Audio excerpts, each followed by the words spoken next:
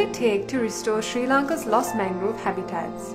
With 37,000 acres of tropical estuarine wilderness, our mangroves lie in the meeting points between the fresh water of our rivers and the salt water of our coastal seas. They are meccas of wildlife, including many rare and endangered species found nowhere else on the island.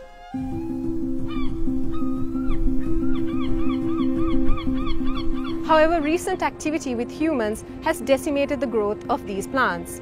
Thankfully, recent conservation projects have tried to reintroduce these plant species in and around Sri Lanka. My name is Shadi Greenwood and I am Miss Sri Lanka for Miss World 2021, and I am the Social and Sustainability Ambassador of the Tokyo Cement Group. We are here in the coastal and rural areas of Trincomalee, where we look into one such conservation project known as the reforestation of the Trincomalee mangroves by the Tokyo Cement Group.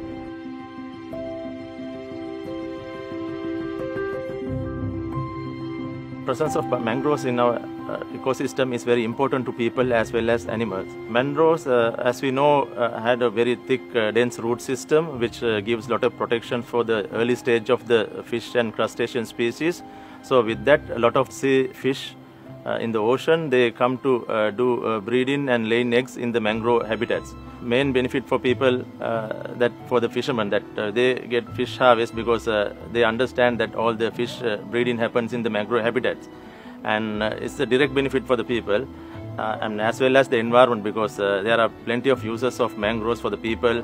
Even we are living somewhere inside the land, because mangroves are called the land builders. They protect soil erosion and prevent the soil erosion, and also build the land by sedimentation of the wash off from the inland. On December 26, 2004, Sri Lanka was hit by a series of giant tsunami waves which devastated our entire southern and eastern seaboard. But amazingly, there were some areas along the stretch that emerged relatively unscathed, and the main reason for that, scientists believed, were the mangroves.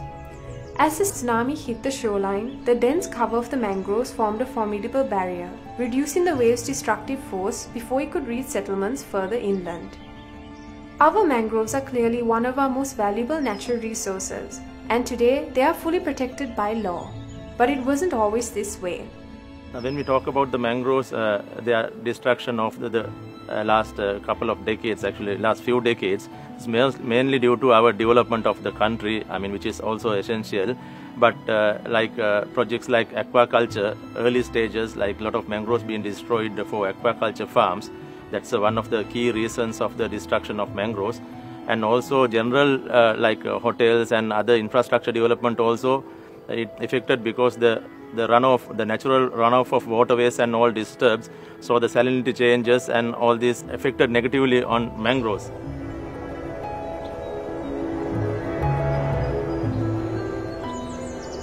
All this meant that in the last 100 years, Sri Lanka raised over 75% of its mangrove forest cover to make room for agriculture and urban development. But all that progress was achieved at a cost. If we destroy our mangroves, actually it will lose very valuable genetic resource of the country, because fisheries will be definitely affected, because especially shrimp and crustaceans and all the young fish is bred inside this mangrove forest. All this land, mangroves and corals, everything are connected in the nature.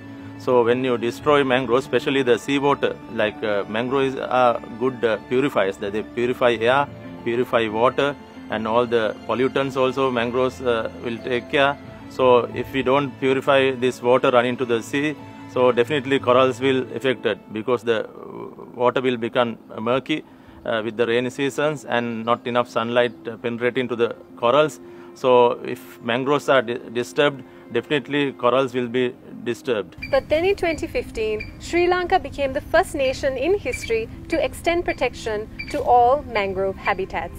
And this allowed replanting efforts, much like this one, make a greater difference. Tokyo Cement's Mangrove Conservation Project began in 2012 in collaboration with the Sri Lankan Navy to reforest a 20-acre stretch of coastline adjacent to the Tokyo Eastern Cement Factory. This was later expanded across the Trincomalee Bay and the Mannar coastline. As of today, a full decade later, the partnership has successfully replanted nearly 70,000 mangrove saplings.